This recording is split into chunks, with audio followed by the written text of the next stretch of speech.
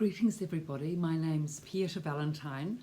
I'm the author of The Resident's Voice from a Dementia Unit and The Resident's Rise from a Dementia Unit. So this morning's session, it's morning here in New Zealand, today's session is on making friends in a dementia unit. Now, there's a number of aspects to this. The first thing, actually, in terms of being able to make friends with people, is that you need to have a decent level of concentration and confidence before you can start making friends with people. So I think we'll just go back to the concentration to start with, because that's what has to be built up. Because as we know, the dementia, it's either mind spin or mind blank. You know, when they have those dementia stress episodes, high dementia stress episodes, and of course they're dealing with failing, faded memory. Present memory generally being the worst, and past memory still often they have some of that. So there's all these aspects to negotiate, but within that the people can think and reason and understand if we work with that. So let's go to concentration. The first thing that's needed to increase the concentration for anybody actually is to increase concentration. We have to activate the interest of the person. That's the key. And that's the not the minefield or the maze, but that's what has to really be negotiated to actually really, you have to work hard to find out what the interest is in the person, that the interest is of the person if you don't know them. If you do know them, if you're a family member, granddaughter, sibling, except daughter, son, you'll know their interest, so you can work with that. But if you don't know the interest, that's why it's good to either ask one of the relatives or look in the charts, because these days there's detailed activity sheets and assessments of residents which go through all the questions of activities and what they liked and what they didn't like and what were their interests and their sports and their background and everything. So one way or another, whichever way it is, you need to find out what the interests of the person are and work with that. Now this may change from day to day, week to week, month to month. They may, and also in time, actually dementia residents develop interests when they see others around them interested in certain activities. But let's start with the newspaper. That's always the stock standard, or magazines even for women. Your reading is just the go-to for concentration. Really, without reading, it's very difficult to establish concentration.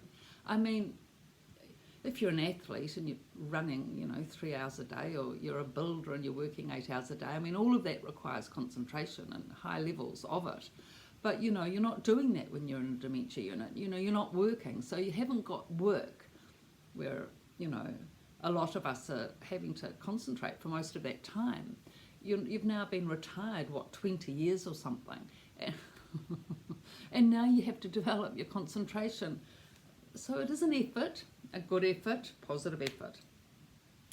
And reading is the first place to start, because that's where the person can, you can get them moving on this. We had a video on this just 1 or 2 back. You can get them moving on this through bringing in the paper, keeping the subscription going, encouraging them to go to the activities for the morning press reading, which hopefully they have at the unit or wherever they're living, reading the newspaper with them, for them, encouraging them to read the headlines, all of that sort of thing. Then they can just sit. Look, even if they just sit, read the headline, if they're lucky, read the first sentence, they've got the good glasses on, they're clean, and they can just sit there and think quietly away, no race, but at least they're engaging. With the television, like the person may be at home, say, even though this series is for people in dementia units, you can equate a lot of this information to, the same situations at home. So if the person's watching the television, Netflix, for example, oh, you don't think you can do it, but for Netflix is fantastic. You can put on the subtitles, right? That's why it's so good. I mean, it's just like, especially when the commentator has a clear voice, like David Attenborough, the most beautiful voice at 95. Can you believe that? Oh, he's such a gem. And all the residents know him, a lot of them being similar age as they were with the Queen. Dear Queen passed away. They all know his voice, they know him. You know, there's that love for that character, that person, and all the efforts that he's made for the planet, all those beautiful animals, you know, that he's saving and highlighting and trying to get the world to be a greener, healthier place. So his voice, they recognise, they know it's of their era, and they can really resonate well. And also the subtitles are clear, well, they're always clear on Netflix if you put them on, and all languages too, I think. Actually, I'm not so sure of that, but certainly English, of course, hopefully other languages in other countries. And the other thing is the script is, I wouldn't say simple, but it's clear and succinct. It's not a complicated script. You know, nobody's speaking quickly in David Attenborough documentaries. It's a nice, fluid pace. So all of that helps the resident or the person read the script, which is concentration. So sometimes when we have to make the effort to sometimes it really is an effort to have to concentrate. You know, if you've been sort of shut down and shut off, and you know, your medication hasn't been great, you've been unwell, you've been sick, you know, life hasn't been so wonderful lately, you know, you don't sort of really feel like concentrating, making an effort. But actually, if you're to have any quality of life in a dementia unit, one has to make an effort. That's it. You know, you can't control a racing, scattered mind without effort. You know, just like going on a diet or running down the street. I mean, it all takes effort. So yeah, and why shouldn't everyone needs to make effort to get ahead in life? You know, a lot of the times people think, oh, mum, you know, or dad, or granny, you know, she's sitting there, poor granny. So you do everything, you speak for her, you talk for her, you do everything for her. Oh, no, don't worry, granny, we understand. And she doesn't even get a chance to speak, say her opinion or anything. So, you know, you're not meaning to be overbearing, but really, you know, you're taking away her strength if you're not giving her the opportunity to voice and assert her opinion. And so Granny, oh, well, everyone's doing everything for me anyway. I'll just, you know, curl up in a ball and just sit here like a little whatever doll. And then that can happen, because actually, try not speaking for a month. Good idea. Well, probably most of you think not a good idea. Go to a monastery on a mountain, sit there for a month. There's lots of silent retreats around everywhere. They cost thousands, but never mind. Sit there for a week or a month. Silent retreats, I mean, where you actually don't talk, you know, like the Carmelite nuns type. Actually, when you come out of that retreat after a month, you don't actually feel like talking. Yeah, you don't. And it's the same with dementia. Some of these people haven't been speaking much for years, and then they come into a dementia unit, they don't feel like speaking. No, they'd much rather everyone else do it and make the effort to speak for them, and they can just sit there and just smile every now and then and maybe say thank you, dear, if you're lucky. That's it. Easy life. But no, you can't make friends if you don't speak. So, I mean, people will be nice to you if you don't speak. If you're like really shy and, you know, you really have really serious problems communicating, residents will understand that. They'll, you know, and if you're coming to the workshops and you're bright-eyed and you're smiling and you're sweet, but you're not saying anything, even though you maybe could, residents will pick up on that. They'll say, okay, says she's shy, she's quiet. They'll be nice to you, pleasant to you, but you can't actually make friends with someone unless you're communicating with them, you know, in some way, shape or form. So that's why friendship's important. So let's say you've garnered the concentration. This is the biggest subject. It takes the most time to get the concentration going for someone with dementia. So be prepared to really put the effort in, the time, energy, effort, and the patience, and you'll get glimmers of positive return. Now, once the concentration's up and running and the person's reading the newspaper and, watching Netflix and, that's a nice Siberian tiger, or, that's a nice little, lion cub or whatever. And now that's another thing. When the person says a little sentence like that, like a nice little whatever animal it is, really pick up on that and engage with that comment and tease it out, pull it out, ask them questions on it. Why do you like that Siberian tiger? Is it the shoulders? Is it the mountain? Is it the teeth? Anything. I mean, just question them about it. And even if they don't like the questions, because actually they don't a lot of the time, they think, oh, God, too many questions. But you've got to tease them out. You've got to get that thinking going, because questions, once you've got a level, even a little bit of concentration, the questions will start activating the thinking and the intellect, and that's what we have to get active. Okay, so that you've got the concentration going, now you have to get the confidence going. Well, actually, confidence, once you've got concentration power, is a lot easier to garner. Really, you just need to encourage. Encouragement is just a really big factor in confidence. Think of parents with children, love, encouragement. That's, bolsters everyone up, anyone up. So encouragement is the big thing for confidence. And of course, you've got to, resources have to come into play with all of these things. Like, to encourage someone and bolster their confidence, you need to be able to be visiting them regularly, seeing them, communicating with them yourself, taking them out for visits, all the things that go into, good quality visits to improve confidence and sociability. But the third thing, which is actually friendship itself, that really comes down to the person themselves making their own personal effort. You cannot really do that for them. That's the thing. There's so much you can do for the person, but making friends is not really one of them. That has to be a one-on-one effort and experience. So all the effort we've made up to this point, settling the person into the unit, which was the first 8 sessions videos, and now it's being in the unit and how to be in the unit, friendship being the starting point. The person has to start making the first step. I mean, you can help to a certain extent as a relative. For example, you can come in and have meals with your family member at the table with the other residents. That's nice because you get to chat to them.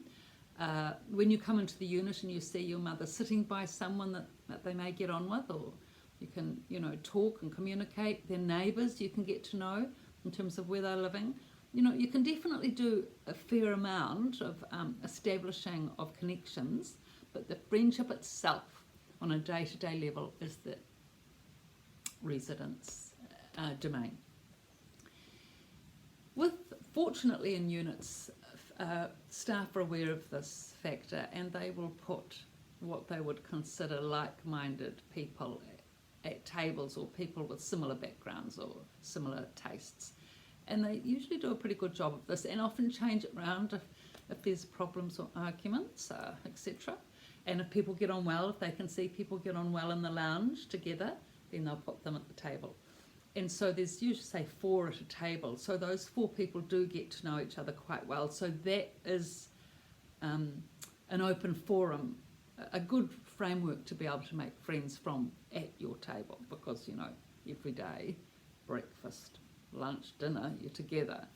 That's quite a bit of time, actually. By the time you sit down, wait for the meal, have the meal, it can be, sit down at 12 and finish at 1 for lunch. So, it could be nearly 3 hours in the day that you're having a meal. Can you believe it when you think about it? We'd never do that, would we? 3 hours, half a day, having meals, yes.